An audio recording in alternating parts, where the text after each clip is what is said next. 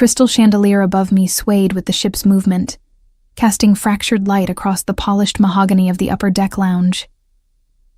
I'd been calculating the same spreadsheet for 20 minutes, my fingers cramping around the stylus as I tried to reconcile numbers that refused to balance. The cruise liner's gentle rock had become background noise after 3 days at sea, something my body anticipated and adjusted for automatically. Until it didn't. The ship lurched violently to starboard, a movement so sudden and severe that my tablet flew from my hands. I heard the collective gasp of other passengers, the crash of glassware from the bar, and felt my own body become weightless for a heartbeat before gravity reasserted itself with cruel efficiency. My sensible heels, chosen specifically for their grip on ship flooring, lost purchase on the suddenly tilted deck. I fell, not gracefully, not with any dignity. My arms windmilled uselessly as I careened sideways, directly into the private seating area I'd been carefully avoiding all afternoon. The impact was softer than the floor would have been, which my brain registered half a second before the rest of my senses caught up. I'd landed directly in someone's lap. Warm, solid, unmistakably male. The scent of cedar and something darker, more expensive than any cologne I could name, surrounded me. Beneath my palms, I felt the texture of fine wool, tailored so precisely it might as well have been a second skin.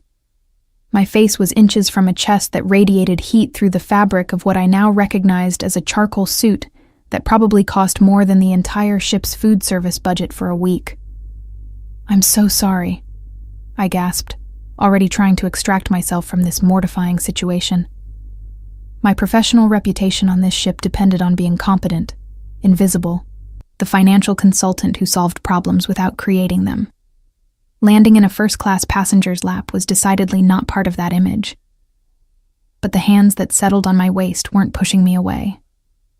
They were steady, almost possessive, holding me in place with a firmness that sent an unexpected shiver down my spine. "Stay there a little longer." The voice was low, accented with something Mediterranean I couldn't quite place, and carried the kind of authority that made my automatic apology die in my throat.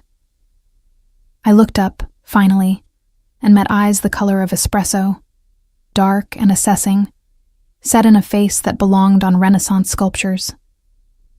Sharp jawline, olive skin, black hair swept back with casual precision. He was older than me, maybe early 40s, with the kind of face that had seen things, done things, and remained unbothered by all of it. "The ship is still settling," he continued, his thumbs making small circles against the fabric of my conservative blazer. "Wait until it's safe." It was a reasonable statement, logical even. The ship was still correcting from whatever wave or current had caused the violent tilt. Around us, other passengers were picking up dropped items, checking on companions, laughing nervously at the unexpected excitement. The bartender was sweeping up broken glass with practiced efficiency. But logic had nothing to do with why I remained frozen in this stranger's lap. My heart hammering against my ribs in a rhythm that had nothing to do with the fall and everything to do with the way he was looking at me. Like he was reading a balance sheet and finding the numbers infinitely more interesting than he'd expected. "Helena?" Eduarda's voice cut through the moment like an auditor finding a discrepancy. My colleague appeared at my elbow, her auburn hair slightly disheveled from the ship's movement, concern written across her freckled face. "Are you hurt?" The stranger's hands loosened, but didn't disappear entirely.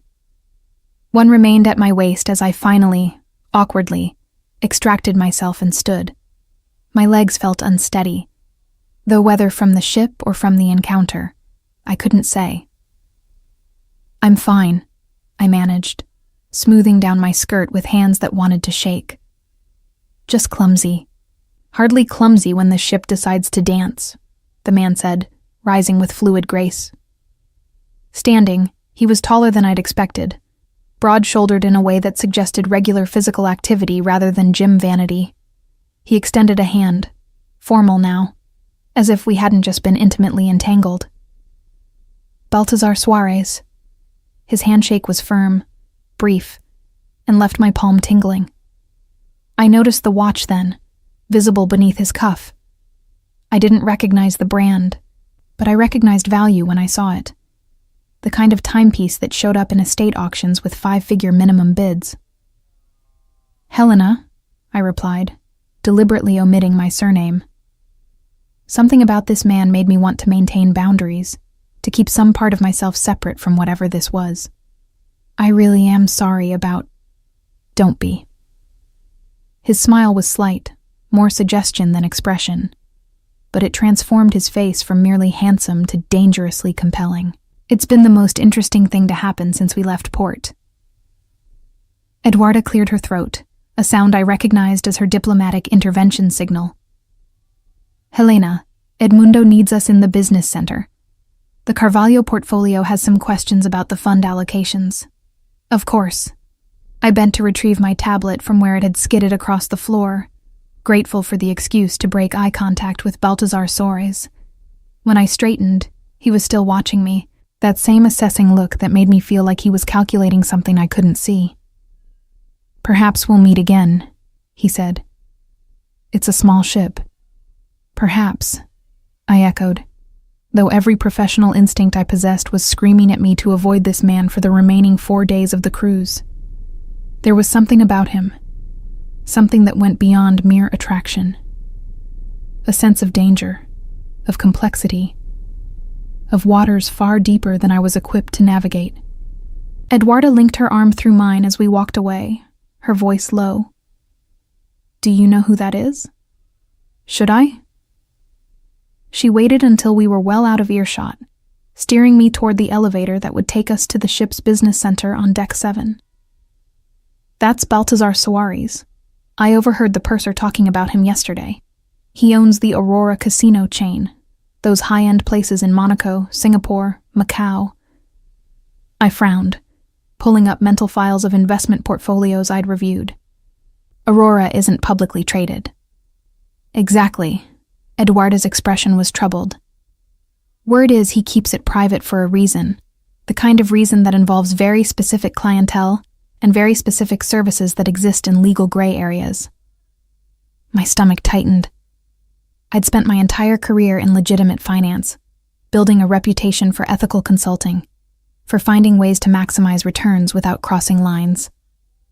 The world Eduarda was describing existed parallel to mine, close enough to touch, but carefully avoided by anyone with sense. Then I'll make sure our paths don't cross again, I said firmly, though my waist still felt warm where his hands had rested. The business center was a glass-walled office space overlooking the ocean, currently occupied by Edmundo Vieira, the ship's senior hospitality manager, and a man I didn't recognize. Thin, 50s, with the kind of nervous energy that suggested either too much coffee or too much conscience. Helena, thank you for coming. Edmundo gestured us to the conference table. This is Ernesto Cardoso, a business associate who has some concerns about documentation for an investment opportunity. I settled into consultant mode automatically, the familiar rhythm of numbers and analysis pushing aside the lingering heat of an unwanted attraction. Ernesto slid a folder across the table, and I opened it to find a prospectus for a hotel development project in the Algarve region. The numbers looked solid on the surface. Projected returns in the reasonable range for hospitality ventures, risk assessments that seemed appropriately conservative. But something nagged at me as I scanned the documentation. A feeling I'd learned to trust over 15 years of reviewing financial instruments, the same instinct that had saved clients from fraudulent schemes and Ponzi operations disguised as legitimate investments. These construction cost estimates, I said slowly, running my finger down the spreadsheet. They're unusually precise for a project still in the planning phase. Typically at this stage, you'd see wider variance ranges. Ernesto's smile was tight. We've been very thorough in our planning. And the land acquisition documents, I continued, flipping to the property deeds. The notary stamps look correct, but the registration numbers. I pulled out my own tablet, accessing the Portuguese property registry database through my secure connection. These parcels aren't showing as recently transferred. In fact, They're still listed under the original family trust that's owned them for 40 years. The silence in the room grew heavy.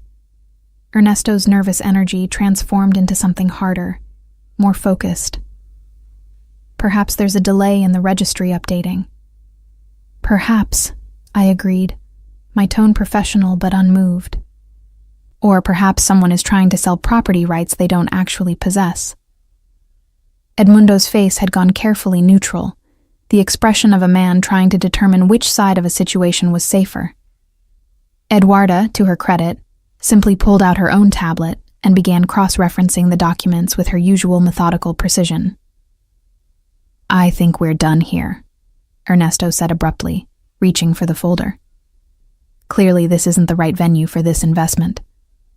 "Clearly," I agreed, making no move to stop him as he gathered his materials and left, his departure marked by an underlying current of threat that made the hair on the back of my neck rise. After he was gone, Edmundo let out a long breath. "That man is connected to Baltazar Suarez. They're business partners in several ventures." The name sent an unwelcome jolt through me. Then perhaps someone should warn Mr. Suarez that his partner is circulating fraudulent documents. "Perhaps," Edmundo said carefully. "Someone already has. And perhaps that's why Mr. Suarez is on this particular cruise, at this particular time." I met his eyes, understanding blooming. He's investigating his own partner. I couldn't possibly comment on passenger business. Edmundo's tone was diplomatic, but his message was clear. "However, I would note that financial consultants with your particular expertise might find themselves with unexpected opportunities to do what they do best." After he left, Eduarda turned to me with a mixture of concern and excitement. "Helena, you can't seriously be considering getting involved with whatever this is. These aren't the kind of people who operate in our world." She was right. Everything about this situation screamed danger, complexity, the kind of entanglement that could destroy the careful, ethical career I'd built. Baltazar Suarez was not a client I should want. His world was not one I should enter. But I thought about those dark eyes, that assessing gaze, the way his hands had felt steady and certain when the world tilted beneath me. I thought about Ernesto's fraudulent documents, the attempt to steal using forgery and deception, the kind of financial crime I'd spent my career fighting. "I'm going to think about it," I said finally. That evening, I stood on my balcony, watching the sun set over the Mediterranean in shades of amber and rose. The ship had stabilized, its gentle rock now familiar and almost comforting. 4 more days at sea before we reached Barcelona. 4 more days in close quarters with a man who made me feel unsteady in ways that had nothing to do with ocean swells. A soft knock at my cabin door interrupted my thoughts. I found Eduarda standing there, holding a cream-colored envelope with my name written in bold, masculine handwriting. "This was just delivered to the purser's desk for you," she said, curiosity written across her face. Inside was a single card, heavy stock, expensive. The message was brief. "Dinner, 8 o'clock, the captain's table. We have much to discuss regarding mutual interests. B.S. Not a request, not quite a command. Something in between, carrying the same authority as that voice telling me to stay in his lap a little longer. I should decline, should maintain my professional boundaries, my ethical standards, my carefully constructed life that had no room for dangerous men with espresso eyes and Mediterranean accents. Instead, I found myself opening my closet, considering what one wore to dinner with a man who owned casinos and commanded rooms with his presence alone. My hand landed on a navy dress, elegant but not provocative, professional but with enough sophistication to hold my own in whatever game this was becoming. Because I was going. Against every logical instinct, every professional warning, I was walking directly into deep water with a man who might drown me. But first, I was going to make him work for every step. The captain's table occupied a private alcove on the uppermost dining deck, separated from the main restaurant by frosted glass panels etched with nautical designs. I arrived exactly on time, a small power play that said I respected punctuality but wouldn't arrive early and wait for him like some nervous supplicant. Balthazar was already there. He rose as I approached, and I noted the precision of the movement, the way he tracked my progress across the room with the focus of someone accustomed to gathering information from observation. Tonight he wore black, a suit that absorbed light rather than reflecting it, making his olive skin and dark eyes even more striking by contrast. Helena. My name and his accent carried weights I couldn't decipher. Thank you for accepting my invitation. Your invitation didn't leave much room for refusal, I replied, allowing him to pull out my chair. The courtesy felt anachronistic, a gesture from another era that somehow fit him perfectly. Would you have preferred a refusal to be an option? He settled across from me, and I caught the ghost of amusement in his expression. I had the impression you were a woman who appreciated directness. A server appeared with wine, a vintage I didn't recognize, but that probably cost more than my monthly salary. I waited until we were alone again before responding. I appreciate honesty, I corrected. Directness without honesty is just manipulation with better packaging. Something flickered in those dark eyes. Surprise, perhaps, or recognition. Then let me be both direct and honest.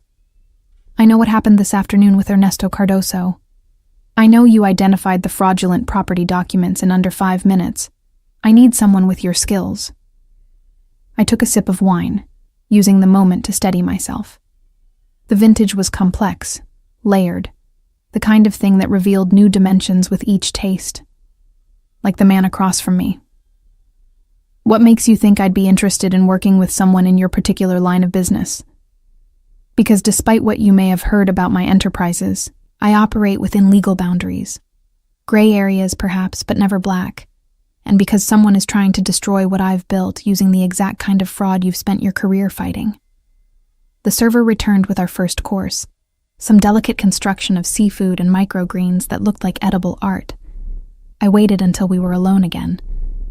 Ernesto Cardoso is your business partner. Was, Balthazar corrected, though he doesn't know it yet. We've been partners for 12 years. He helped me build Aurora from a single casino in Macau to a network spanning 3 continents. I trusted him with financial operations, with expansion planning, with access to documents and accounts that could bury me if used incorrectly. And he's using them incorrectly. Balthazar's jaw tightened, the first crack in his controlled facade. He's creating parallel investments, using Aurora's reputation and my contacts to guarantee loans for projects that don't exist. The Algarve Hotel is just one. There are others in Dubai, in Singapore, in Monaco. He's been funneling money into offshore accounts, building an empire of air and forged documents. I set down my fork, my appetite suddenly gone. How much? Conservatively, 40 million euros, possibly more. The number hung between us like smoke. I'd dealt with corporate fraud before, embezzlement schemes that cost companies millions. But those were abstractions, numbers on balance sheets for faceless corporations. This was personal. This was a man watching something he'd built, being dismantled by betrayal. Why tell me? I asked. Why not hire a forensic accountant, bring in investigators, handle this through proper legal channels? Balthazar leaned back, his expression hardening into something colder. Because Ernesto has connections. Judges, officials, people who owe him favors or fear his influence. If I move through traditional channels, he'll know before the ink dries on the complaint. He'll disappear with the money, leaving me to untangle the legal mess while my reputation crumbles and my investors flee. So you want me to help you build a case quietly? I want you to help me destroy him completely. The words were soft, almost gentle, which made them more chilling. I want every fraudulent document exposed, every forged signature highlighted, every stolen euro traced back to his accounts. I want him to have nowhere to run, No one to turn to.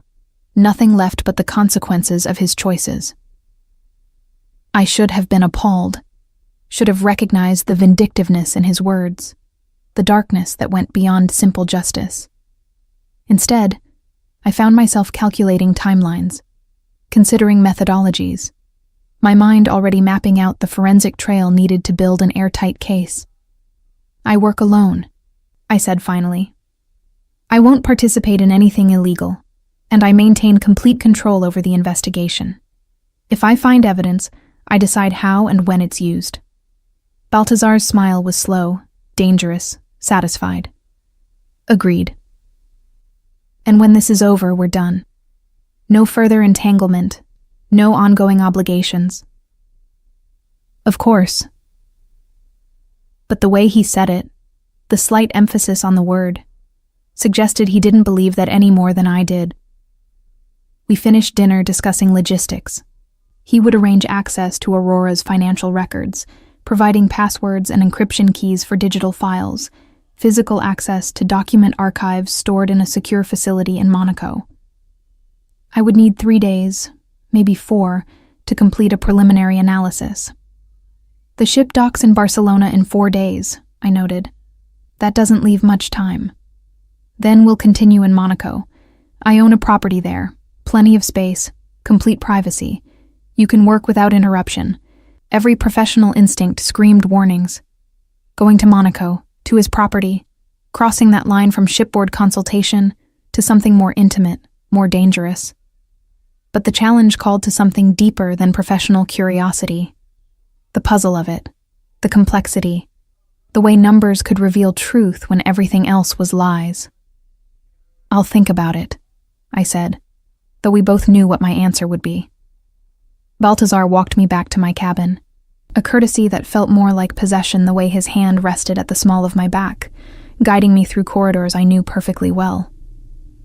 At my door, he paused, standing close enough that I caught that cedar scent again, warm and intoxicating. "You're not what I expected," he said quietly. "What did you expect?" "Someone more, pliable, someone who would be impressed by money and power enough to ask fewer questions." I met his eyes steadily. "Then you invited the wrong consultant." "No." His hand came up, fingers brushing my jaw with unexpected gentleness. "I invited exactly the right one." The kiss, when it came, was inevitable as gravity. His mouth found mine with the same precision he brought to everything else, confident, but not demanding. An invitation, rather than a conquest. I felt myself lean into it, my hands finding the lapels of his jacket, holding on as the world tilted again. When we pulled apart, my breath was unsteady. His wasn't. "Good night, Helena," he said, his voice rougher than before. "Think about Monaco." He left me there, my lips still burning, my heart racing with something that had nothing to do with financial fraud, and everything to do with the way he'd looked at me like I was a puzzle he intended to solve.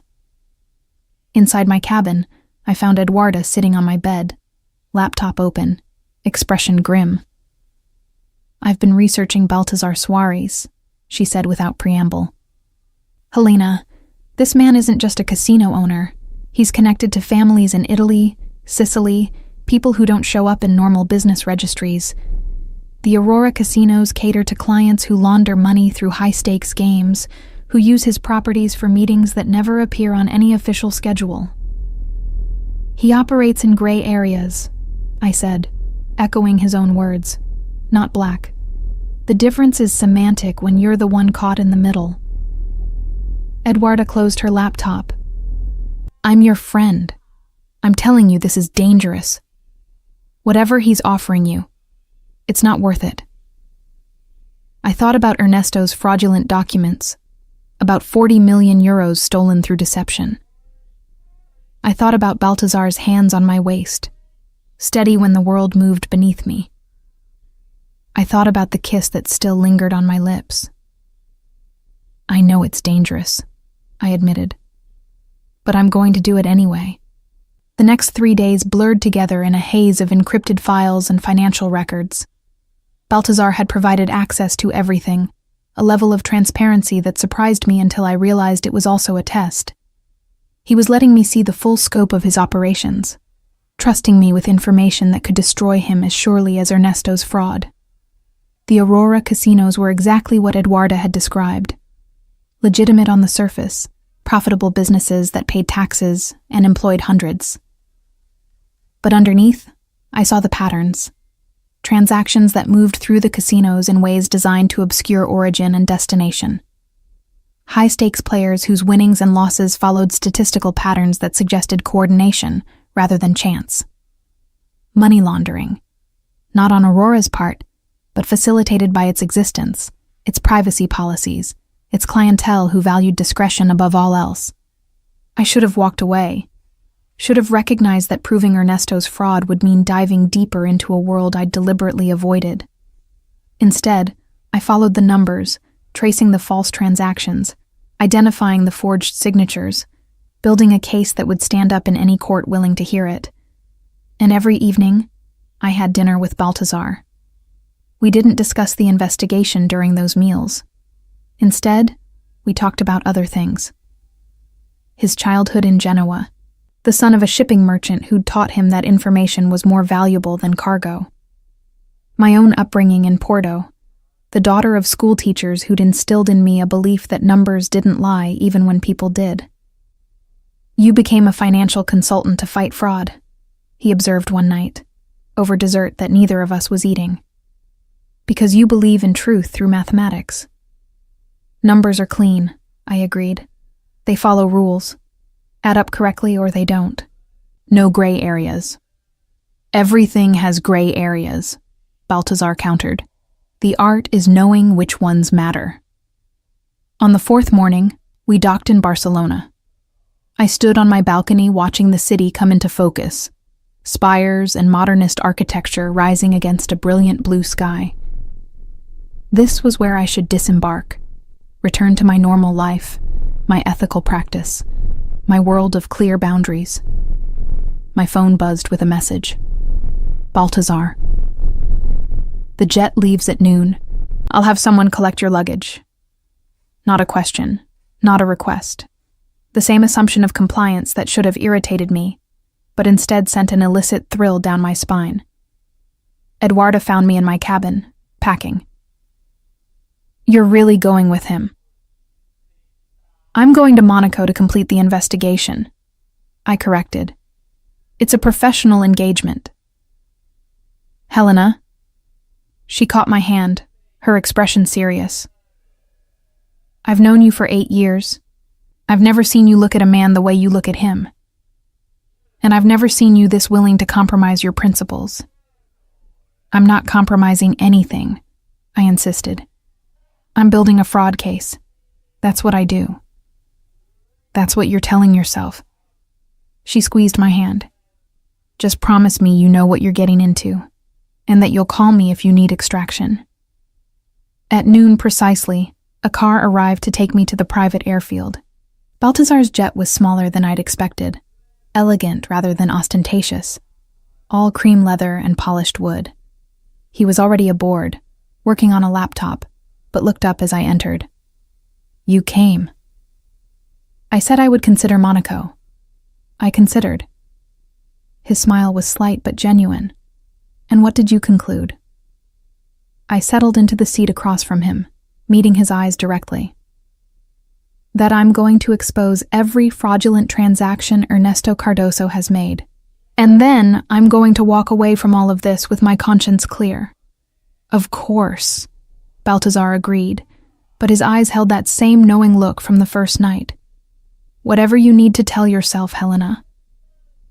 As the jet lifted into the Mediterranean sky, I realized I was no longer calculating the forensic trail of Ernesto's fraud. I was calculating how many days I could justify staying in Monaco before the investigation was complete. And hoping, against all logic and professional judgment, that it would take longer than expected. Monaco appeared through the jet window like a jewel set into the coastline, all white buildings and blue water, wealth concentrated into impossible density. The principality had always existed in my mind as an abstraction, a place where clients invested but that I'd never visited. Seeing it in person felt surreal, like stepping into a photograph. Baltazar's property turned out to be an understatement of magnificent proportions. The penthouse occupied the top 3 floors of a building overlooking the harbor, with floor-to-ceiling windows that transformed the Mediterranean into living artwork. My suite alone was larger than my entire apartment in Lisbon, all marble and silk and views that made my breath catch. The office is on the 2nd floor, Baltazar explained, leading me through rooms that felt more like museum galleries than living spaces. I've had all of Aurora's financial records transferred there. Paper documents, digital files, everything you requested. The office was a consultant's dream. 3 monitors, encrypted servers, a document scanner that looked like it belonged in an intelligence agency, and filing cabinets that held years of Aurora's operational history. On the central desk sat a leather folder containing what I recognized immediately as the core evidence. Ernesto's falsified Algarve project, I said, opening it, along with the Dubai and Singapore ventures, and 3 others I only discovered after you identified the pattern on the ship. Baltazar's voice held controlled fury. 6 fraudulent projects, all using Aurora's credentials, all generating loans that went directly into his accounts. I spread the documents across the desk, my mind automatically organizing them into categories. Loan applications, property deeds, construction estimates, investor prospectuses. Each one meticulously crafted, each one containing subtle tells that marked them as forgeries. This will take me several days to properly document, I said, already pulling up financial tracking software on the monitors. Maybe a week if the trail is as complex as I think it is. Take whatever time you need. I have business in the city, meetings I can't postpone, but I'll be back each evening. He left me there, surrounded by evidence of betrayal, and I dove into the work with the focus that had built my career. Numbers became my language, spreadsheets my syntax, each transaction a sentence in the story of Ernesto's fraud. By evening, I'd traced the first project's money trail through 4 shell corporations and 2 offshore banks. The sophistication impressed me, even as it appalled me. Ernesto hadn't just stolen.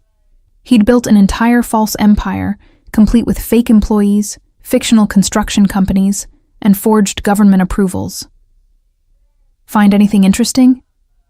Baltazar's voice from the doorway made me jump. I'd been so absorbed I hadn't heard him return. Your partner is brilliant, I admitted. Criminally brilliant. Look at this. I pulled up a schematic showing the money flow. He created an entire ecosystem of false companies, each one supporting the other's legitimacy. Any single verification would pass inspection, because every reference checks out. It's only when you map the whole network that you see they're all connected to the same source. Baltazar moved to stand behind my chair, close enough that I felt his presence like heat. Can you prove it? I can prove it so thoroughly that no judge on earth would question the evidence. But that's not the question, is it? I turned to face him. The question is whether you want legal proof or something else. His hand came to rest on the back of my chair, caging me in without touching me. What else would I want? Revenge. Justice outside the courtroom. The kind of outcome where Ernesto doesn't just lose in court. He loses everything before the trial even begins. And if I wanted both? His eyes held mine, dark and intense. Legal destruction and personal ruin. Could you help me achieve that? I should have said no. Should have drawn the line at legitimate evidence gathering. Refused to participate in anything that crossed into vigilante territory. Instead, I heard myself say, "Tell me about him. About how this partnership began." Baltazar stepped back, moving to the window that overlooked the harbor.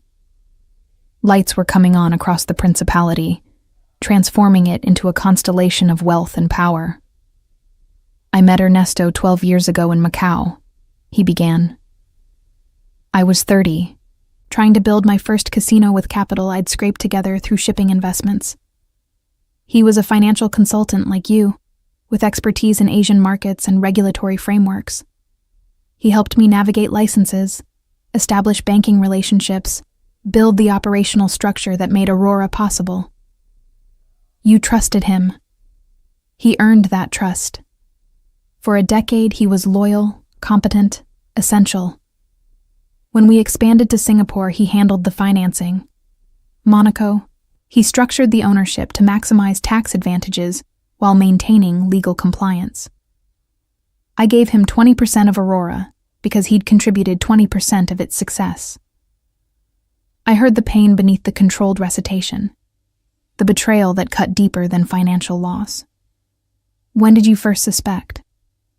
6 months ago. Small things at first. Delays in reports, vague explanations for certain transactions, meetings with investors I didn't recognize. I started my own investigation, quietly, using contacts who wouldn't report back to him. And found the fraud. Found the tip of it. What you've uncovered in one day exceeds what my investigators found in 6 months. You see patterns they missed, connections that weren't obvious. He turned back to face me. You're exceptional at this, Helena. It's not just expertise, it's instinct. The compliment warmed me more than it should. I've spent 15 years learning to read what numbers don't say as clearly as what they do. Every fraudster has habits, patterns they don't recognize in themselves. Ernesto's pattern is complexity. He believes that enough layers of sophistication will obscure simple theft. But you see through the complexity. Always. I stood, moving to the evidence board I'd started constructing, connecting documents with red string and patterns that mapped the fraud structure. Give me 3 more days, and I'll have everything you need to destroy him in court. But if you want more than that, if you want him ruined before the legal system touches him, you'll need to tell me what kind of world you actually operate in. Baltazar was quiet for a long moment. Then he moved to a panel in the wall, pressing his palm against it. A hidden safe opened, revealing documents that made my stomach tighten. Client lists. Not just casino patrons, but names I recognized from international news. Diplomats, corporate executives, family heads from organizations that operated in shadows. Betting records that showed wins and losses too convenient to be chance. Transaction patterns that screamed coordination. Aurora is legitimate, he said quietly. But it serves clients who are not. I provide a service, Helena.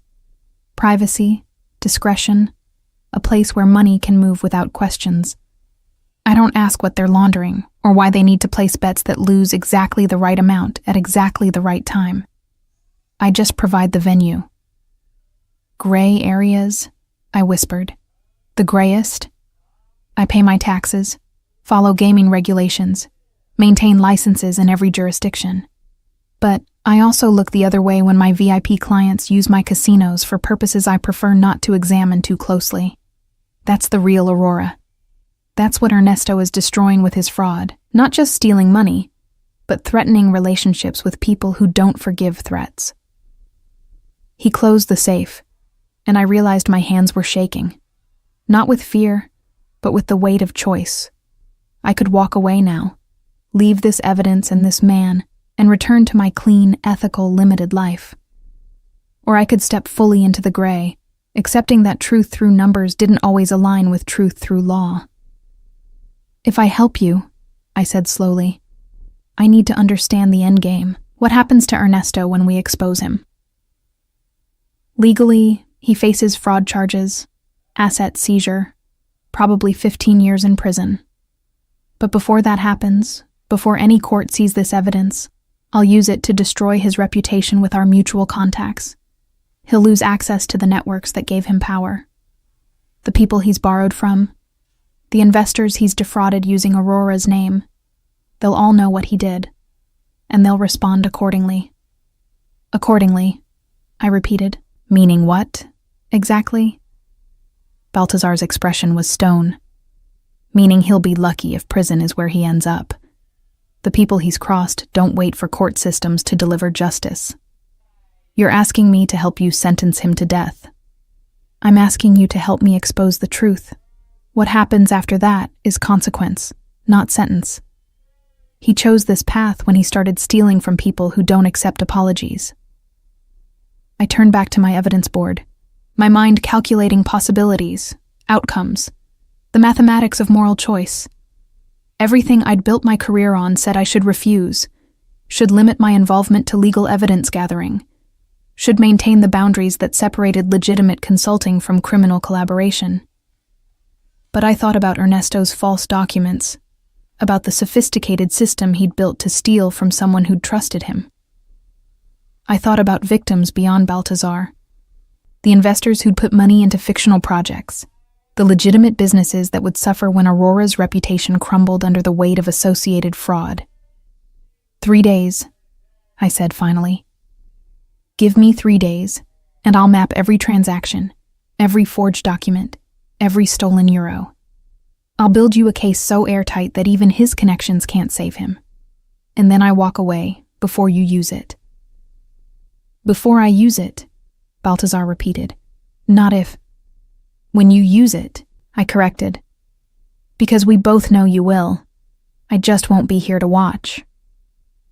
He moved closer, his hand coming to rest against my cheek, warm and certain. You keep telling yourself you're going to walk away from this. From me. Do you really believe that, Helena? I should have stepped back, should have maintained professional distance. Instead, I leaned into his touch, my eyes closing for a heartbeat. I have to believe it. Because the alternative is admitting that I'm willing to compromise everything I've built for a man I barely know. You know me. His thumb traced my jawline. Maybe not my history or my business, but you know me. The way I know you. We recognized something in each other on that ship. Something that goes deeper than profession or ethics. Danger, I whispered. We recognized danger. No. His lips brushed my temple, soft and devastating. We recognized possibility. The kiss that followed was different from the one on the ship. That had been exploration, testing boundaries. This was claiming, a statement of intent that left no room for pretense. His hands slid into my hair, tilting my head back as his mouth moved over mine with focused intensity, and I responded with an abandon that should have terrified me. When we finally pulled apart, my professional facade was in tatters. I clung to his shoulders, breathing hard, my carefully constructed boundaries in ruins around us. This is insane, I managed. Probably. He didn't sound concerned. But you're still going to help me destroy Ernesto. And then you're going to try to convince yourself that you're walking away. And I'm going to prove to you that you won't. That sounds like a challenge. His smile was dangerous, promising. Everything with you is a challenge. That's why I can't let you go. He left me in the office, my lips burning and my resolve crumbling, surrounded by evidence of fraud and the growing certainty that I was falling into something far more complex than a financial investigation. I worked until 3 a.m, mapping transaction trails and documenting forgeries, my mind seeking refuge in the clean logic of numbers, even as my body remembered the heat of Baltazar's kiss. By dawn, I'd traced 43 million euros through Ernesto's network. By noon the next day, I'd identified every forged signature, every false company registration, every fraudulent deed. By the time Baltazar returned that evening, I had built him a case that would destroy a man's life. And I was beginning to understand that I'd already crossed every line I'd sworn not to cross. The evidence spread across Baltazar's office looked like abstract art from a distance. Red strings connecting documents in patterns that revealed the architecture of betrayal. Up close, it was brutal mathematics, each connection a documented lie, each intersection a moment where Ernesto had chosen theft over loyalty. "It's comprehensive," I said, as Baltazar studied my work, his expression unreadable. "Every fraudulent transaction traced to source accounts, every forged document cross-referenced against legitimate records, every shell company exposed as fiction. A competent prosecutor could get a conviction with half of this. But you've given me all of it." He moved closer to the board, his fingers tracing one of the red strings. "This company here, Meridian Holdings, you've connected it to 6 different projects. Meridian is the linchpin. Ernesto created it 5 years ago, slowly building its paper legitimacy, so it could serve as guarantor for the later frauds. If you collapse Meridian publicly, if you expose it as a shell, every project it touched becomes immediately suspect. His entire false empire crumbles in sequence." Baltazar turned to me, something like admiration in his dark eyes. "You're not just exposing fraud, you're designing his complete destruction. You asked for thoroughness." I kept my voice professional, though my heart was racing. "This is what thorough looks like." He studied me for a long moment, and I felt that assessing gaze like physical touch. "You've changed your mind about walking away." "I haven't decided anything." "Liar." But his tone held warmth, not accusation. "You're already calculating how this plays out, what happens after Ernesto falls. You're too intelligent not to see where this leads." Where it led was terrifying and intoxicating in equal measure. I'd spent 3 days in Monaco, 3 days where the boundaries between professional investigation and personal involvement had blurred into non-existence. Baltazar and I had fallen into a rhythm, working together during the day, sharing meals in the evening, conversations that ranged from Aurora's operations to my own history and financial consulting. And every night, he kissed me with increasing intensity before leaving me at my suite door, a studied restraint that drove me to distraction. "What I see," I said carefully, "is that when this evidence goes public, you'll need to distance yourself from the fallout. Aurora's reputation will take damage regardless of how thoroughly you separate yourself from Ernesto's fraud. You'll need someone who can manage the financial narrative, someone clients trust to verify that the casinos themselves are clean. Someone like you. I'm saying there's a legitimate consulting role here after the investigation concludes. Short-term, 3 to 6 months, helping you rebuild credibility with investors and regulatory bodies." Baltazar's smile was slow, dangerous. "Is that what you're telling yourself this is? A consulting opportunity?" Before I could answer, his phone buzzed. He glanced at it, and his expression shuddered into something harder. "Ernesto is in Monaco. He's requested a meeting." My stomach tightened. He knows. He suspects, which means we need to move faster than I'd planned. Baltazar was already moving, pulling up files on his laptop. "I'm meeting him tomorrow afternoon at the Aurora Monte Carlo. I want you there." That's not wise. If he sees me, he needs to see you, needs to understand that his careful fraud has been completely unraveled by someone smarter than him. Baltazar's voice held an edge I recognized, the controlled fury that had been building through days of examining betrayal. "I want him to know exactly how thoroughly he's lost before I destroy him." The vindictiveness should have bothered me more than it did. Instead, I found myself nodding. "What do you need from me?" "Bring the Meridian documentation, the shell company evidence, the forged signatures, the traced transactions. I want you to present it to him directly, professionally, the way you would to any client. Let him see the scope of what you've uncovered." "And then?" "Then I use it to make sure he understands the consequences. Not just legal charges, Helena. The people he's defrauded using Aurora's name, they're already asking questions. When they see this evidence, when they understand how completely he's played them." He left the sentence unfinished, but the implication was clear. That night, I couldn't sleep. I stood on my suite's balcony, watching Monaco's lights reflect off dark water, my mind circling through possibilities and consequences. Tomorrow I would step fully into Baltazar's world, would participate in a confrontation that went beyond professional ethics into something more personal, more dangerous. I should call Eduarda, should ask for that extraction she'd offered. Instead, I found myself thinking about Baltazar's hands on my waist, his voice telling me to stay a little longer, the way he looked at me like I was a puzzle he'd solved and still wanted to keep studying. Can't sleep either. His voice from the doorway made me turn. He'd changed from his suit into dark slacks and a white shirt, unbuttoned at the collar, more relaxed than I'd seen him. I saw your light was still on. Nervous about tomorrow. I gestured for him to join me on the balcony. This is different from building a case in private. This is confrontation. You've confronted fraud before, presented evidence to clients who didn't want to hear it. Never like this, never with stakes that include. I trailed off, unsure how to finish. Violence, Baltazar supplied. Because you know that's what waits for Ernesto once this evidence circulates. People he's stolen from, they won't wait for court systems. I know. The admission felt like confession. And I'm still helping you do this. What does that make me? He moved closer, his hand finding mine on the balcony railing. Human.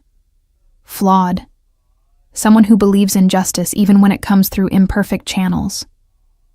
Or someone who's compromising everything she believes for a man she's known for a week. Is that what you think this is? His fingers threaded through mine, warm and certain. A week of attraction making you abandon your principles? Isn't it? No. He turned me to face him, his free hand coming to rest against my cheek. This is you recognizing that the world has more dimensions than you allowed yourself to see. That sometimes the people operating in gray areas are fighting the same battles you are, just with different weapons. You're not fighting battles, I countered. You're running casinos that launder money for criminals. I provide a service. What my clients do with that service, the money they move, the purposes they serve, that's not my responsibility to police. But when someone uses my business to commit fraud, to steal from people under my protection, to threaten relationships I've spent years building. His jaw tightened. That I take personally. That I destroy. I should have been appalled by the cold calculation in his voice. Instead, I felt myself drawn closer, my free hand finding the open collar of his shirt. And what am I to you? A tool for that destruction. Someone useful who happens to also be attracted to you? His laugh was low, genuine. You're many things, Helena. But tool isn't one of them. You're a woman who sees through complexity to truth, who doesn't flinch from difficult answers, who challenges me at every turn. You're the first person in years who's looked at my world and asked the right questions instead of the easy ones. What are the right questions? Whether the gray areas I operate in serve a purpose beyond profit. Whether the service I provide prevents worse alternatives. Whether someone can exist in shadows and still have honor. He pulled me closer until our bodies were nearly touching. You're asking those questions every time you look at me, and I don't have answers that will satisfy you. Then why am I still here? Because you recognize that I'm not asking you to abandon your principles. I'm asking you to expand them. To see that sometimes truth and justice don't align perfectly. That sometimes the most ethical choice is the one that produces the best outcome, rather than the cleanest process. His mouth found mine before I could argue, and I surrendered to the kiss with an abandon that confirmed everything he'd said. I was expanding my principles, stretching my ethics, allowing myself to exist in the gray areas I'd spent my career avoiding. And the terrifying part was how right it felt. When we finally pulled apart, I was breathless, my carefully constructed defenses in complete ruins. If I do this tomorrow, I whispered, if I help you destroy Ernesto, there's no going back to who I was before. I know. His forehead rested against mine. And if you can't do it, if you need to walk away before tomorrow's meeting, I'll arrange transport back to Lisbon. No judgment, no consequences. This has to be your choice. It was already my choice.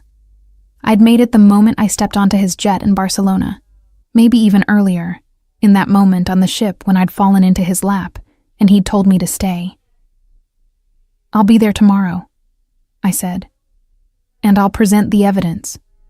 But after that, after Ernesto knows what's coming for him, I need time, space to process what I've done, who I'm becoming.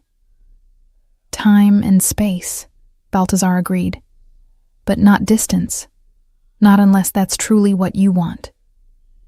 He kissed me once more, soft and devastating, then left me alone on the balcony with my thoughts and the growing certainty that I'd crossed every line I'd sworn not to cross, and that I'd cross them again, without hesitation, if it meant staying in his orbit. The next day dawned clear and bright, Monaco gleaming under Mediterranean sun. I dressed carefully, choosing a charcoal suit that projected authority and competence, my armor against the coming confrontation. The Meridian documentation was organized in a leather portfolio, each page flagged and annotated, evidence presented with the cold precision of mathematics. Baltazar's car collected me at noon. He was already inside, dressed in a black suit that made him look every inch the casino magnate, power and danger combined in perfect tailoring. "Ready?" he asked. I nodded, not trusting my voice. The Aurora Monte Carlo occupied prime real estate overlooking the harbor, all glass and marble and understated elegance. Baltazar's private office was on the top floor, a space designed to impress and intimidate. When we arrived, Ernesto was already there, pacing near the windows, his nervous energy more pronounced than it had been on the ship. He stopped when he saw me, recognition followed by calculation crossing his features. "The financial consultant from the cruise. I should have known you'd be involved. Ernesto." Baltazar's voice was ice. "Helena has been reviewing Aurora's financial records. She's found some inconsistencies I think you should see." I set the portfolio on the desk, opening it to the first documented fraud. "Meridian Holdings. You created it 5 years ago using forged incorporation documents and a false address in Luxembourg. It exists on paper only, has no actual assets or operations, yet you've used it as guarantor for 6 separate development projects." Ernesto's face paled, but he held his composure. "I don't know what you think you've found." "I've found 43 million euros in fraudulent loans," I continued, my voice steady and professional. "All secured through properties Aurora doesn't own, construction companies that don't exist, investor groups that are fictions. You've built an entire shadow empire using Baltazar's reputation and Aurora's credentials." I walked him through each project, each forged document, each traced transaction. With every revelation, Ernesto's composure cracked further, until by the end, he was gripping the desk's edge, his knuckles white. "This is thorough," he finally said, his voice tight. "But circumstantial. No court would—" "Every court would," I interrupted. "I've cross-referenced every signature against authenticated examples.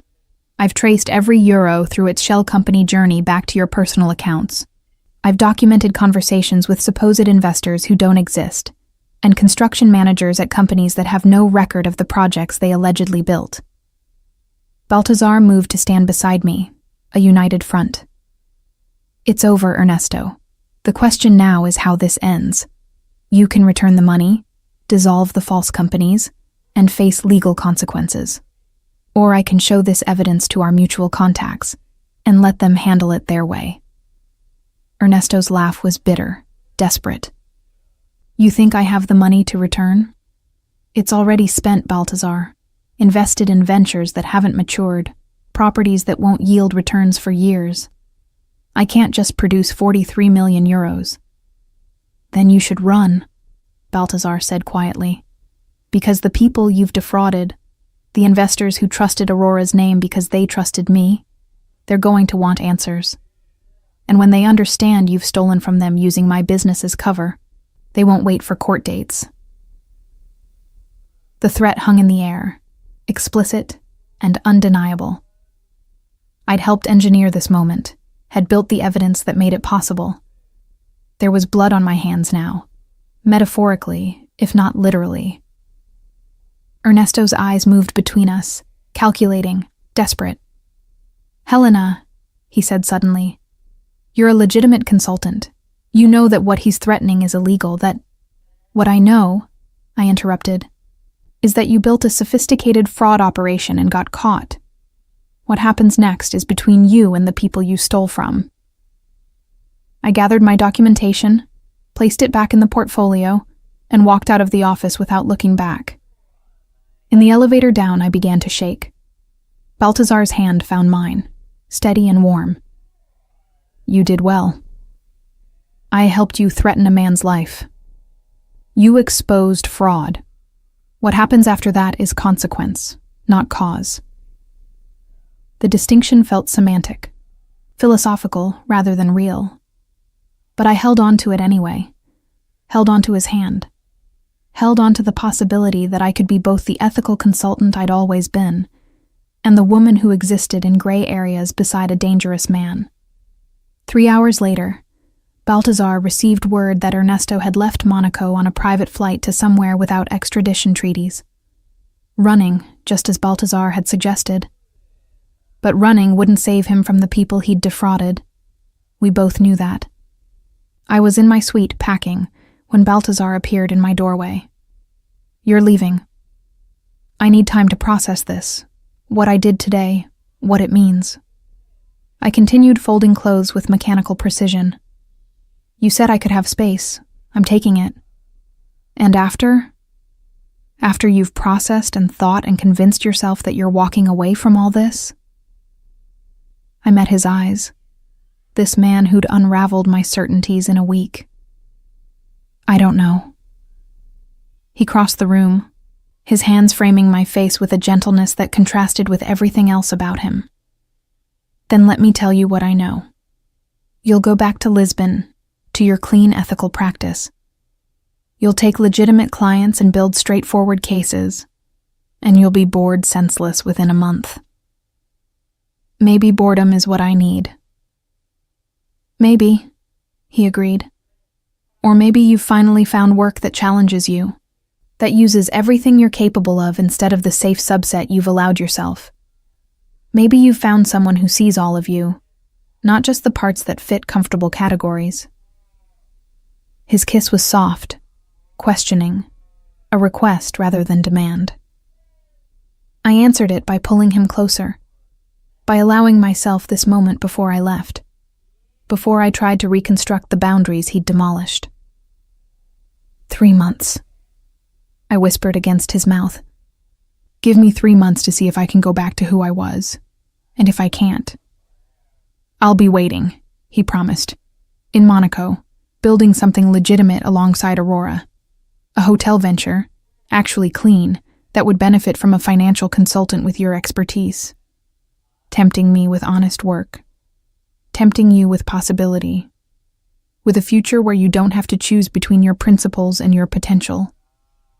He left me there, and I finished packing with tears on my cheeks that I couldn't fully explain.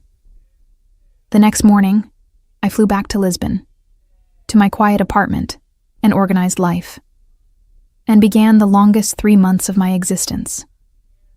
Lisbon greeted me with autumn rain and familiar routines. I returned to my small consulting practice, to clients whose greatest drama involved disputed expense reports and optimistic revenue projections. My apartment felt smaller than I remembered, its careful organization now seeming more like constraint than comfort. Eduarda met me for coffee 3 days after my return, her expression carefully neutral. "You look different." I looked tired. I stirred sugar into my espresso with mechanical precision. It was intense work, the Aurora investigation. "Helena." She reached across the table, covering my restless hand with hers. I'm not asking about the work. I'm asking about you, about what happened with Baltazar Suarez. Everything and nothing. I'd helped him destroy a man, had crossed every ethical line I'd ever drawn, had fallen into something that terrified and exhilarated me equally. And then I'd run, exactly as he'd predicted I would, back to the safety of clear boundaries and uncomplicated choices. We worked together, I said carefully. Built a comprehensive fraud case. Ernesto Cardoso is gone.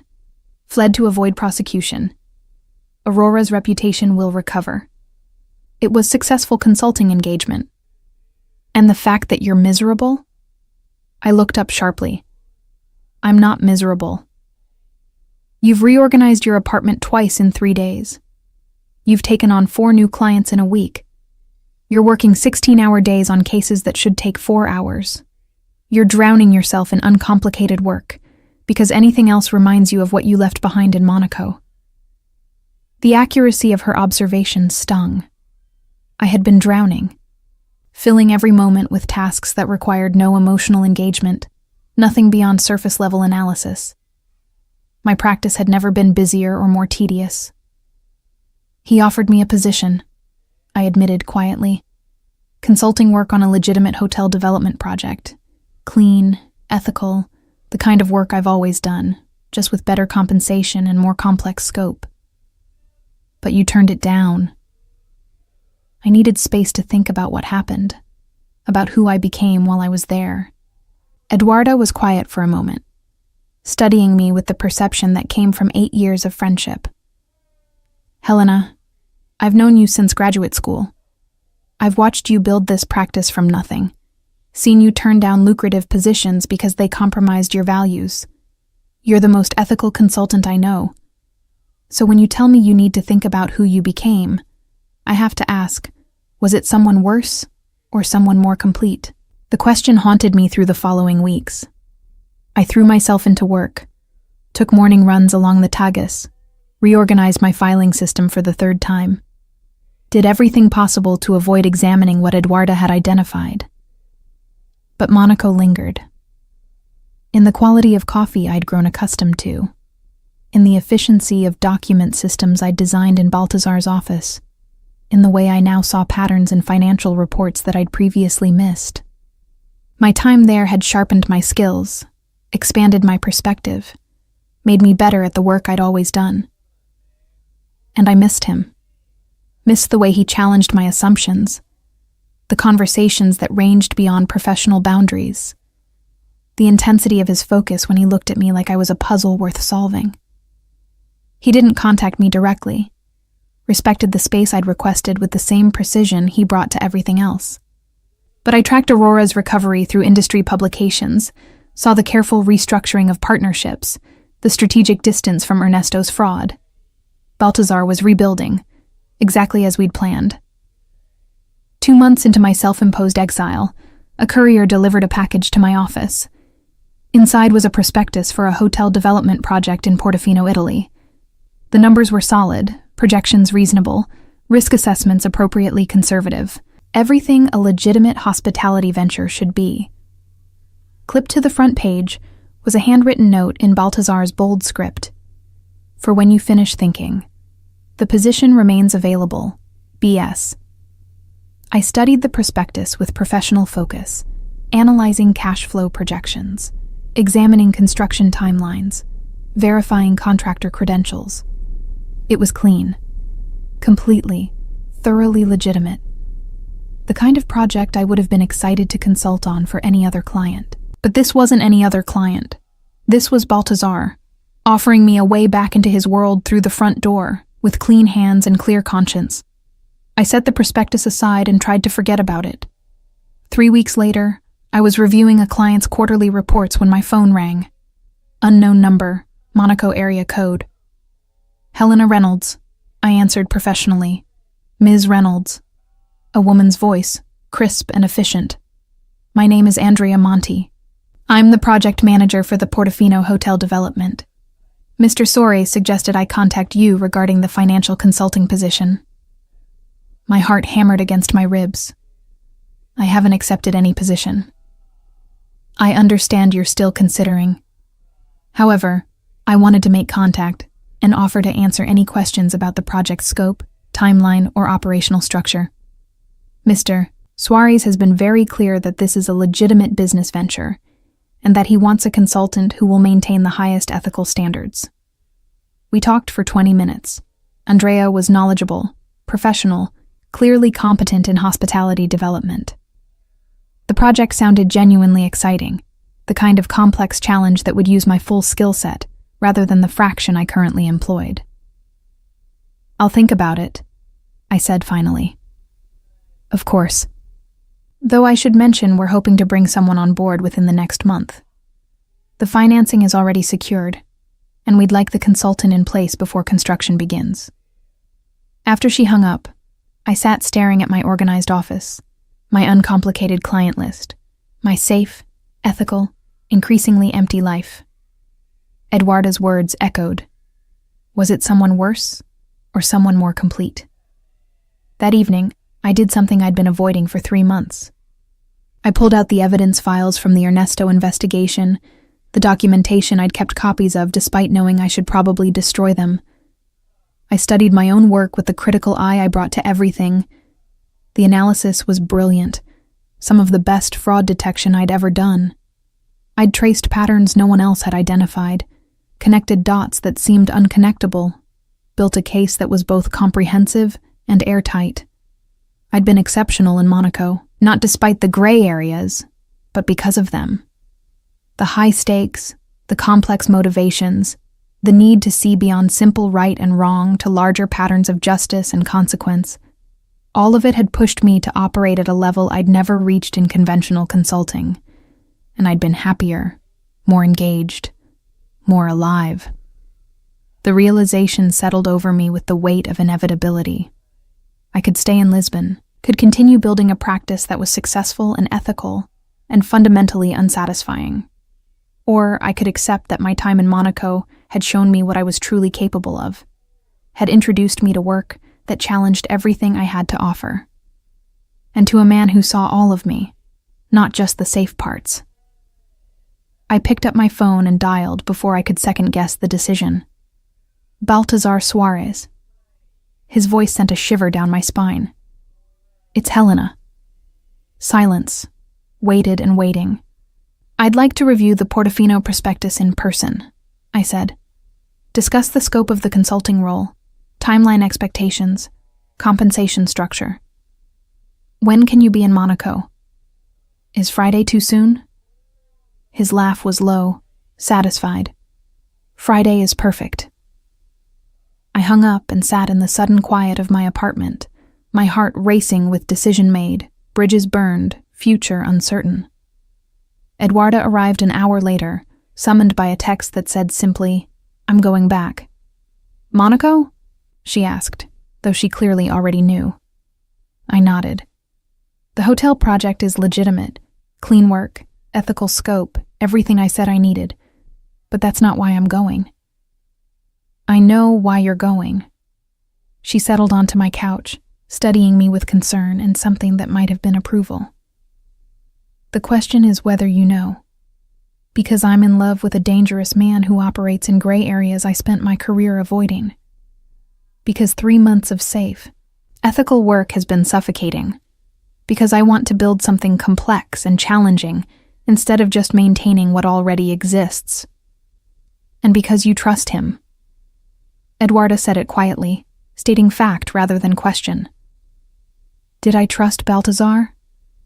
He'd been honest about his business, transparent about the risks, respectful of my boundaries even when pushing against them. He'd given me space when I asked, hadn't pressured or manipulated, had simply offered possibility, and waited for me to decide. Yes, I said, I trust him. Maybe that makes me naive or compromised or reckless, but I trust him. Then go. Eduarda squeezed my hand. Go build your complicated, ethically ambiguous, probably incredible future. Just promise me you'll call if you need extraction. I promise. Though we both knew I wouldn't need it. Friday dawned clear and bright, I boarded the flight to Monaco with a single suitcase and a sense of stepping off a cliff into unknown territory. But this time, I wasn't running toward safety. I was running toward possibility. Baltazar met me at the airport himself. No driver, no entourage. He stood beside a sleek gray car, dressed casually in dark slacks and a white shirt, and the sight of him made my breath catch. Helena. He didn't move to embrace me, respecting the space that still existed between decision made and commitment lived. Welcome back. I'm here to discuss the consulting position, I said, falling back on professional formality because the alternative was too overwhelming. Of course. His smile suggested he knew exactly what I was doing. Andrea has prepared a presentation. The project office is in the hotel itself, about 20 minutes from here. We drove along the coast, conversation carefully neutral, discussing construction timelines and financial projections. But the air between us was charged with everything unsaid, with 3 months of absence, and the decision that had brought me back. The hotel was magnificent, a restored Belle Epoque building overlooking the harbor, currently undergoing renovation. Andrea met us in the project office, a converted ballroom filled with architectural models and development plans. Her presentation was thorough, professional, exactly what I needed to assess the project's viability. The numbers were solid, the timeline realistic, the scope challenging but achievable. It was everything a legitimate consulting engagement should be. Questions? Andrea asked after finishing. I had dozens, all of them professional, all of them easily addressed. But the real question remained unasked, the one that had nothing to do with hotel development and everything to do with the man who'd created this opportunity. I'd like to discuss compensation and terms with Mr. Soares privately, I said. Andrea nodded, gathering her materials with diplomatic efficiency. Of course, I'll be in the construction office if you need anything. After she left, Baltazar leaned against the table, his casual posture at odds with the intensity in his dark eyes. Well, does the project meet your ethical standards? It's completely legitimate, clean, well-structured, the kind of work I'd be excited to take on. I moved closer, closing the physical distance that mirrored the emotional gap we'd maintained. But we both know that's not what I'm really here to discuss. No? His hand came up, fingers brushing my jaw with the gentleness I remembered. Then what are you here to discuss, Helena? Whether I can build a life that includes both my principles and my potential. Whether there's space for someone like me in your world. Whether you meant what you said about finding someone who sees all of you. I meant every word. His thumb traced my lower lip, and I felt the touch everywhere. The question is whether you believe it enough to stay. I'm here, aren't I? You're here to review a consulting contract. That's not the same as staying. He was right. I could take the position, could keep this professional, could maintain the boundaries that protected me from complete vulnerability. Or I could admit what had brought me back to Monaco, what had made 3 months in Lisbon feel like exile. I'm in love with you, I said, the words terrifying and liberating in equal measure. I fought it for 3 months, tried to convince myself it was just attraction or professional fascination or temporary madness. But I'm in love with you, Baltazar, with your complications and gray areas and dangerous world, with the way you see me as something more than I allow myself to be. His kiss was answer and question, promise and challenge. I melted into it, into him, surrendering the last of my carefully maintained distance. When we finally pulled apart, his forehead rested against mine. I fell first, he said quietly. On the ship, when you landed in my lap and looked at me with those sharp eyes that saw too much. I knew then that you were dangerous to me, that you would change everything. And you let me anyway. I encouraged it. His smile was self-deprecating. I created this entire hotel project because I knew you'd need a legitimate reason to come back. Needed to be able to tell yourself this was about work, about ethical consulting, about anything except the fact that we're inevitable. I laughed, the sound edged with tears. You built a €10 million hotel development as cover for asking me back? I built a legitimate business opportunity that would satisfy your principles while giving me more time to prove we work together. In every sense of the word. That's manipulative and romantic in equal measure. That's who I am. He pulled me closer, his arms encircling me with certainty. Gray areas, Helena. I told you that on the first night. Everything with me exists in gray areas. But I promise you this. I will never lie to you. Never hide my world from you. Never ask you to compromise your core values for my benefit. Just expand my definition of what those values allow. Exactly. I stayed in Monaco, took the consulting position, moved into an apartment near the project office, threw myself into the hotel development with the focus it deserved. The work was challenging, complex, everything I'd been missing in Lisbon. And every evening, I had dinner with Baltazar, conversations that continued to expand my understanding of his world, of the gray areas where legitimate business and shadow operations overlapped without ever quite touching. 3 months became 6. 6 became a year. The hotel project progressed. My consulting expanded to other Aurora ventures, all of them legitimate, all of them operating within legal bounds while serving clients who existed in shadows. I learned to navigate that world, to see the distinctions between service and complicity, between providing opportunity and endorsing activity. I learned that Baltazar was exactly what he'd claimed, a man who operated in gray areas, but with clear personal code. And I learned that I could love him without losing myself, could expand my principles without abandoning them. The gray areas, it turned out, had room for both of us. 5 years after I fell into Baltazar's lap on a cruise ship, I stood in the lobby of our 10th hotel, watching sunlight stream through restored Belle Epoque windows and thinking about inevitability. The Portofino property had been just the beginning. After its success, we'd expanded throughout Italy, then into Greece, Croatia, Montenegro. Each hotel a restoration of historic properties, each one financially sound and ethically clean. My consulting had evolved into partnership, my temporary position into permanent investment, and my relationship with Baltazar had evolved from something dangerous and uncertain into something that felt like destiny. Nervous? His voice at my shoulder still sent a shiver down my spine, even after 5 years of hearing it daily. About the opening? No. The hotel is perfect. The numbers are solid. We're booked through next spring. I turned to face him, this man who'd unraveled my certainties and rebuilt them into something stronger. About your speech? Moderately terrified. He laughed, the sound genuine and warm.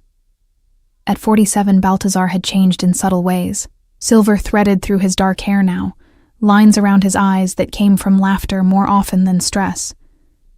The Aurora casinos still existed, still operated in their gray areas, but he'd gradually shifted focus to the hotels, to legitimate ventures that didn't require looking the other way. Because of me, he claimed. Because I'd shown him that building something clean could be just as satisfying as maintaining something complex. The speech is simple, he said, his hand finding the small of my back in a gesture that had become habit. Thank the investors, praise the restoration team, celebrate the partnership that made all this possible. And by partnership, you mean? Us. His eyes held mine, dark and certain. Always us, Helena. The opening ceremony was magnificent. Local officials, investors, hospitality industry leaders, all gathered in the hotel's renovated grand ballroom. I stood to the side as Baltazar took the microphone, watching him command the room with the same natural authority he brought to everything. He thanked the appropriate people, praised the restoration work, outlined the hotel's commitment to preserving history while providing modern luxury, all the expected elements of an opening speech. Then he paused, his eyes finding mine across the room. But there's one person I haven't properly thanked," he continued, his voice carrying that slight accent that still made my heart race.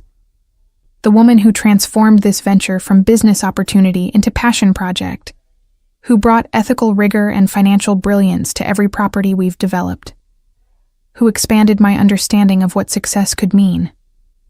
I felt heat rise to my face as attention shifted to me. Helena Reynolds joined this project 5 years ago as a consultant. She's become my business partner, my closest advisor, and the reason these hotels exist as they do, clean and legitimate, and built to last generations. He set down the microphone and crossed the room to where I stood, taking my hand in his.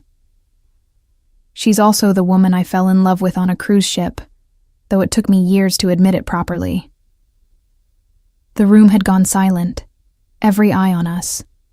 This was not a standard opening speech. "I told her once that I fell first," Baltazar continued, his voice softer now but still audible in the hushed space. "On the ship, when she landed in my lap and looked at me with eyes that saw too much and demanded honesty I wasn't ready to give.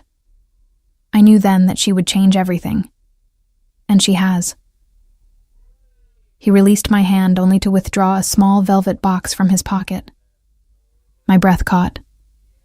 "Helena, you've spent 5 years expanding your principles to include me, learning to navigate gray areas you once avoided, building something extraordinary despite every logical reason to walk away." He opened the box, revealing a ring that caught the light like captured stars. "Now I'm asking you to expand those principles one more time, to include permanence, to build not just business ventures, but a life, to stay in my gray areas forever."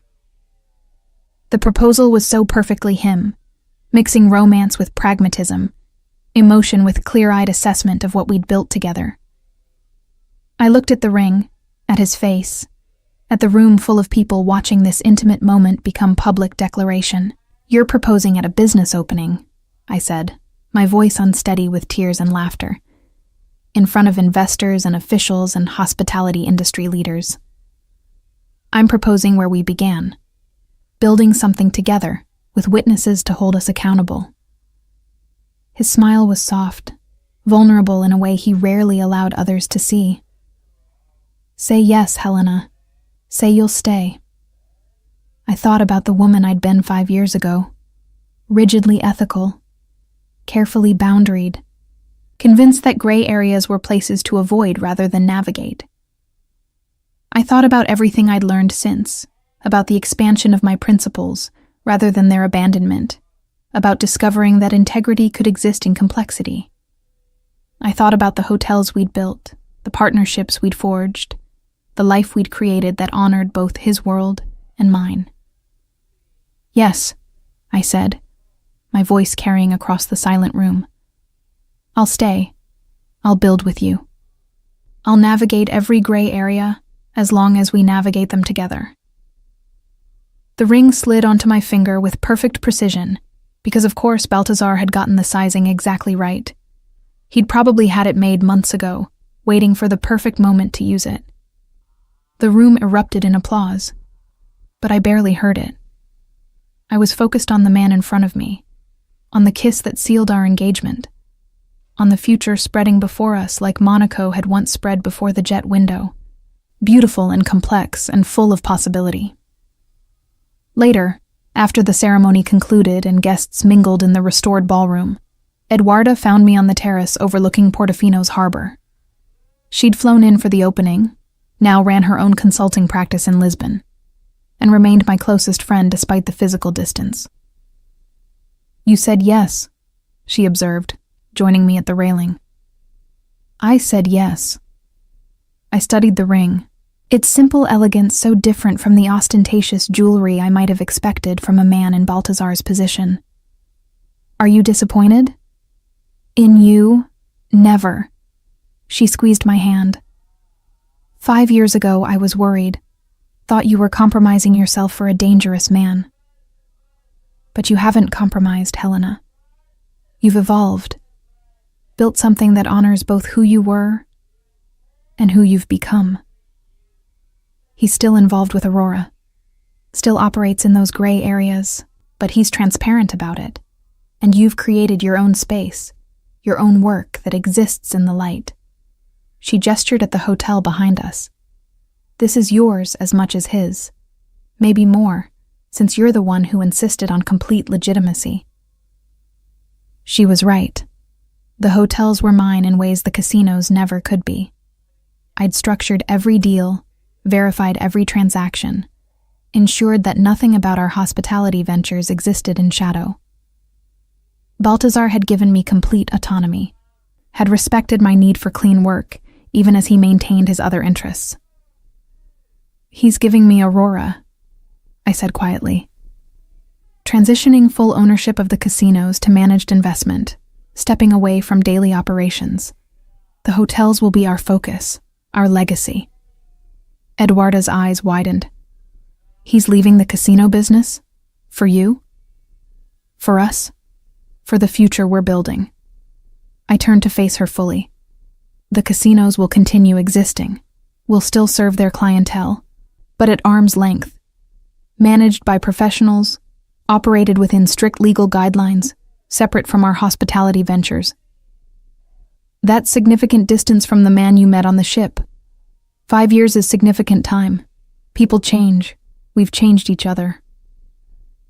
That night, after the last guest departed and the hotel settled into quiet luxury, Baltazar and I stood in the owner's suite, watching Portofino's lights reflect off dark water. Having second thoughts? He asked, coming to stand behind me, his arms encircling my waist. About marrying you? No. I leaned back against his chest, feeling his heartbeat steady against my spine.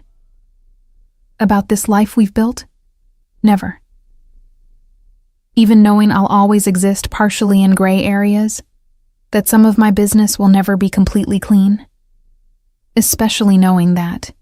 I turned in his arms to face him. Because you've never lied about who you are, never hidden your world or asked me to ignore it. You've given me space to build clean ventures while respecting what you believe is necessary in other areas. His kiss was soft, grateful. You've made me better, Helena. Not perfect, not completely reformed, but better. More thoughtful about consequences, more careful about lines between gray and black. And you've made me more complete. Shown me that principles can bend without breaking, that integrity can exist in complexity. We made love that night in sheets that smelled of new luxury, in a hotel we'd built together, in a future we'd chosen despite every logical reason to walk away. And in the morning, we began planning our next property, our next venture, our next step into the gray areas we'd learned to navigate together. 3 months later, we married in a small ceremony in Monaco, witnessed by Eduarda and a handful of close associates. No grand production, no society spectacle, just vows exchanged with the same honesty that had characterized everything between us. The hotels continued expanding. 12 properties by our second anniversary, 15 by the 5th, each one a testament to what could be built when someone from the light partnered with someone from shadows, when principles expanded rather than abandoned, when gray areas became space for growth rather than compromise. Aurora transitioned exactly as Baltazar promised, moving to managed operations that maintained profitability while removing him from daily involvement. He consulted occasionally, maintained relationships with key clients, but his focus shifted to the legitimate empire we were building together. And I discovered that the woman I'd become, the one who could love a complicated man while maintaining her core integrity, was more satisfied than the rigid consultant I'd been before.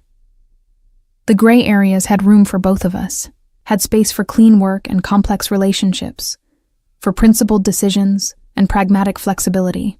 7 years after I fell into Baltazar's lap, we stood together at the opening of our 20th hotel, this one in Dubrovnik, looking out over the Adriatic and talking about expansion into Spain, Portugal, the markets I knew from my early consulting days.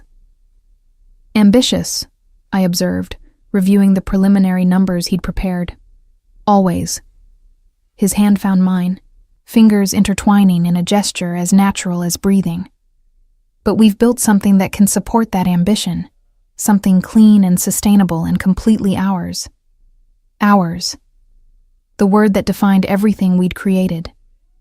Not his world or mine, but ours, forged from compromise and expansion, from love that survived complexity, and principles that bent without breaking. That evening, as we celebrated another successful opening, another property added to our growing portfolio, I thought about the consultant I'd been on that cruise ship. Rigid, boundaried, convinced that clear lines separated right from wrong, ethical from corrupt, light from shadow. I thought about how Baltazar had challenged those certainties, had shown me that gray areas weren't spaces to avoid, but to navigate thoughtfully.